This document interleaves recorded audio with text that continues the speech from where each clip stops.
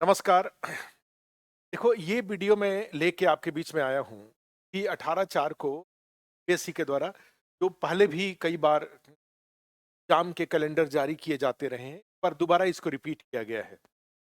अब इसमें तो कई सारे यूपीएससी के द्वारा एग्जाम कंडक्ट किए जाएंगे, उसका सारा लिस्ट दिया हुआ, उसका डेट दिया हुआ। और इस पॉइंट ऑफ व्यू से देखें तो मुझे लगता है कि ऐसे सारे लोग जो इस सारे एग्जाम में जो एक जनरल एलिजिबिलिटी है और एक स्पेशलाइज्ड एलिजिबिलिटी, उसको ध्यान में रखते हुए अपने एग्जाम का चयन करके और फिर उसके अकॉर्डिंग अपना प्रिपरेशन स्टार्ट कर देना चाहिए। में सारे एग्जाम का डेट भी लिखा हुआ है कि किस एग्जाम का, जैसे इंटीग्रेटेड सिविल सर्विसेज एग्जाम है, टीचर्स रिक्रूटमेंट एग्जाम है, 69th integrated civil services exam है, ड्रग इंस्पेक्टर का है, assistant curator research and publication का है, तरह से जुडिशियल सर्विसेज का है, assistant division fire service officer का है, उसके बाद असिस्टेंट प्रोफेसर फिजिक्स का है, इस तरह से आपका एग्रीकल्चर इंजीनियर और एग्रीकल्चर से रिलेटेड है, फिर स्कूल टीचर्स का है, असिस्टेंट आर्किटेक्ट का है, ब्लॉक हॉर्टिकल्चर ऑफिसर का है, उसके बाद जाएंगे तो हेड टीचर का है। तो इतने सारे और सबका, तो हर आदमी अपने जनरल एलिजिबिलिटी और स्पेशलाइज्ड एलिजिबिलिटी के अकॉर्डिंग अपना अपना एग्जाम और उसके अकॉर्डिंग अपना सीरियस होकर के प्रिपरेशन करने चाहिए। मुझे लगता है कि इस सब एग्जाम में एक चीज जो कॉमन है वो ये है कि ग्रेजुएशन का बेस, ग्रेजुएशन के बेस पर ये सब एग्जाम होंगे। अब ये जो ग्रेजुएशन के बेस पे होंगे उसमें जो सिविल सर्विसेज की बात करूं, एग्जाम बीपीएससी के द्वारा जो सिविल सर्विसेज एग्जाम होंगे की बात करूं, तो उसमें कोई स्पेशलाइज्ड डिग्री की आवश्यकता नहीं है। कॉमन कोई भी, या तो आप ये हैं, बीएससी हैं, कॉम है, टेक है, या आप डॉक्टर हैं, आपने कोई भी इस तरह के एग्जाम को भी दिए हैं, वेल एंड टू ग्रेजुएशन कोई डिग्री अगर आपके पास है, तो आप इस एग्जाम के लिए बीपीएससी के द्वारा जो सिविल सर्विसेज एग्जाम, ये इंटीग्रेटेड हुआ है, इस एग्जाम के लिए आप एलिजिबल हैं। ठीक है, तो आज का डिस्कशन हमारा इसी पर फोकस है। भाई, ये जो दो एग्जाम का इसमें लिखा हुआ है, इंटीग्रेटेड सी, और दूसरा उसके तीसरे नंबर पे देखो लिखा हुआ है 9th इंटीग्रेटेड सी। अब अगर मैं 69th की संक्षेप में बात करूं तो उसमें क्या आता है, इसका पीटी का एग्जाम हो चुका है, इसका मेंस का भी एग्जाम हो चुका है। अब इसका मेंस का रिजल्ट आने वाला है, और मेंस का जो रिजल्ट आएगा, ठीक है, तो उस एग्जाम के बेस पे फिर इंटरव्यू होना है। तो मेंस का रिजल्ट का जो इसमें डेट लिखा हुआ है वो 31 जुलाई 2024 जुलाई 2024। इसका रिजल्ट, मेंस 69th का रिजल्ट आएगा, और फिर 17 से लेकर के 17 दिन का टाइम इसमें, 16 दिन का टाइम ये दे रहे हैं। 16 दिन के बाद से 17 से 28 अगस्त के बीच ये जो लोग मेंस क्वालिफाई करेंगे उनके लिए इंटरव्यू बीपीएससी में ऑर्गेनाइज हो। अब यहाँ के लिए 69th वाले लोगों के लिए मेरा सुझाव इसमें यही है कि आप जैसे अभी मई अब स्टार्ट होगा, मई जून जुलाई, 3 महीने का टाइम इधर है, और जुलाई के बाद, 31 जुलाई के बाद आपके पास केवल 15-16 दिन का टाइम मिलेगा। हार्डली जो लास्ट में जिनका इंटरव्यू है उनके लिए भी 20-22 दिन का टाइम मिलेगा। टाइम कम है, तो ऐसी स्थिति, जो 69th वाले लोग, वो अभी से ही अपने इंटरव्यू के प्रिपरेशन पर फोकस करें। और इंटरव्यू पे प्रिपरेशन पे फोकस करने का क्या मीनिंग है, जैसे पहले भी आज था इसके यूट्यूब चैनल पे सारे वीडियो पड़ा हुआ है, प्रिपरेशन के लिए आप उसको रेफर कर सकते हैं। या फिर मैं जो टॉपिक्स बता रहा हूँ, टॉपिक पे अपना प्रिपरेशन अभी से करके रखें। कौन कौन सा टॉपिक है, इसमें आता है आपका ग्रेजुएशन का सब्जेक्ट। अब इस, आप 31 जुलाई के बाद जो 16-17 दिन का टाइम मिल रहा है उसमें ग्रेजुएशन के सब्जेक्ट की तैयारी नहीं की जा सकती है। कि अभी ही आप अपने ग्रेजुएशन के सब्जेक्ट तैयारी अच्छे से करिए, अभी से ये स्टार्ट कर लीजिए। और फिर उसका जो तैयारी का बेस क्या होगा, ग्रेजुएशन के सब्जेक्ट का मीनिंग क्या है, जैसे आपका बीए में जो सब्जेक्ट है, आपका बीएससी में जो subject है, आपका इंजीनियरिंग में जो बीटेक में जो सब्जेक्ट है, या जो बीए वगैरह से रिलेटेड है, में जो सब्जेक्ट, तो उसके अकॉर्डिंग अभी से आप उस विषय के हु क्वेश्चन, और फिर इनका आंसर क्या हो सकता है, उसका प्रोबेबिलिटी, और उस बेस पे आप आंसर देने के लिए अभी से ही अपनी तैयारी स्टार्ट कर ली। ठीक है, अब होगा कि मान लीजिए जो किसी का कंप्यूटर साइंस है, किसी का इलेक्ट्रिकल इंजीनियरिंग है, किसी का मैकेनिकल इंजीनियरिंग है, किसी का हिस्ट्री है, किसी का पॉलिटिकल साइंस सोशियोलॉजी है, तो इसके क्वेश्चन कहाँ से उनको मिलेंगे? वो कैसे पता चलेगा कि सब्जेक्ट से इस तरह के क्वेश्चन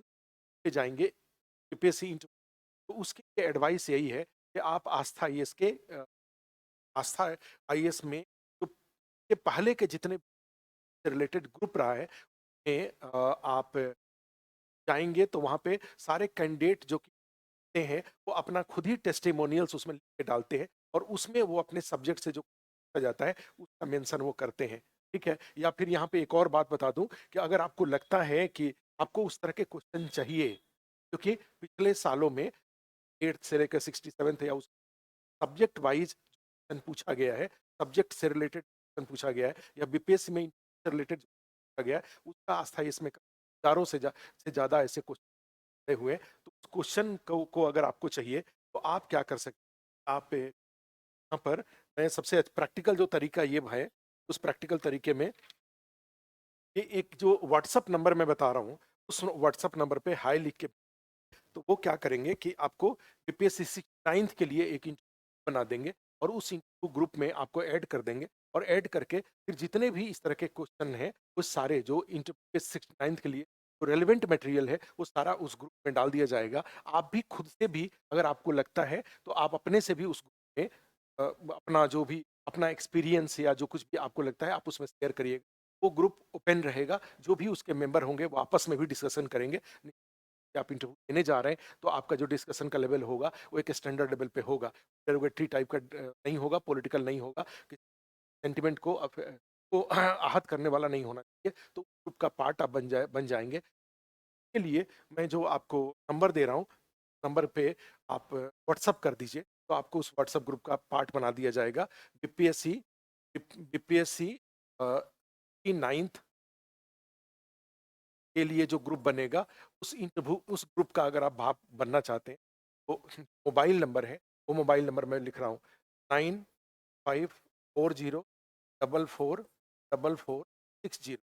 नंबर पे आप व्हाट्सअप कर दीजिए, तो आपको में जोड़ लेंगे। तो एक अच्छी बात ये भी रहेगी, इससे आप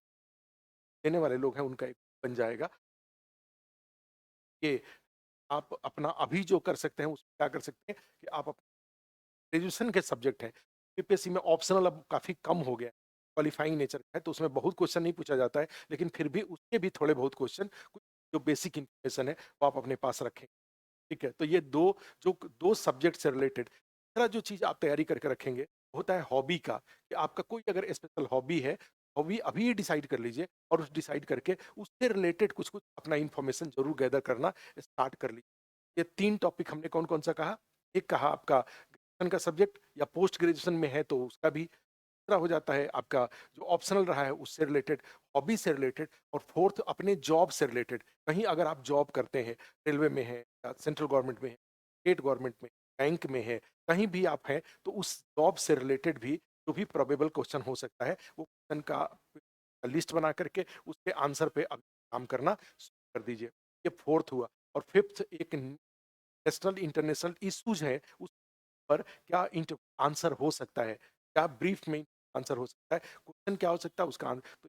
5 टॉपिक है, अभी आप तैयारी करिए। बाकी जो बातें हैं पोस्ट प्रायोरिटी को लेकर के या वे ऑफ प्रेजेंटेशन को लेकर के, कैसे इंटरव्यू कोड में जाए, कैसे वहां पे बोलने का होगा, तो इस सब बातों को लेकर के जो प्रिपरेशन होगा, तो हम लोग जब रिजल्ट आएगा तो टाइम पे निश्चित कई दिन का होगा, कई सारे लोग यूपीएससी में जुड़े हुए जो पद की पोस्ट के अकॉर्डिंग, जैसे एसपी है वो आके आपको गाइड कर देंगे, एसडीएम होंगे वो गाइड करेंगे, जो पीओ होंगे वो गाइड करेंगे, सी वो गाइड करेंगे। इस तरह से जितने भी पोस्ट रिलेटेड जो एक्सपर्ट होंगे, प्लस हम लोग ही कंटेम्प्रेरी इशू तरह पे आएंगे, कैसे इंटर कोड का कोड में आपको परफॉर्म करना है, इससे रिलेटेड भी करीब 10-12 दिन का 15 दिन का सेशन होगा। उस सेशन में आपको बहुत सारी जानकारी हो जाएंगी, लेकिन 5 से वो आप अभी से ही फोकस करना शुरू कर दीजिए। कौन कौन सा हमने काफी रिपीट कर रहा हूँ, ग्रेजुएशन के सब्जेक्ट के बाद पर आपका जो क्वालिफाइंग पेपर है वो, आपका जॉब से रिलेटेड, आपका हॉबी और न्यूज, 5 से टॉपिक पे आप काम करना स्टार्ट कर दीजिए, ठीक है। तो एडवाइस को मानिए और उसके अकॉर्डिंग आप काम करिए। Thank you.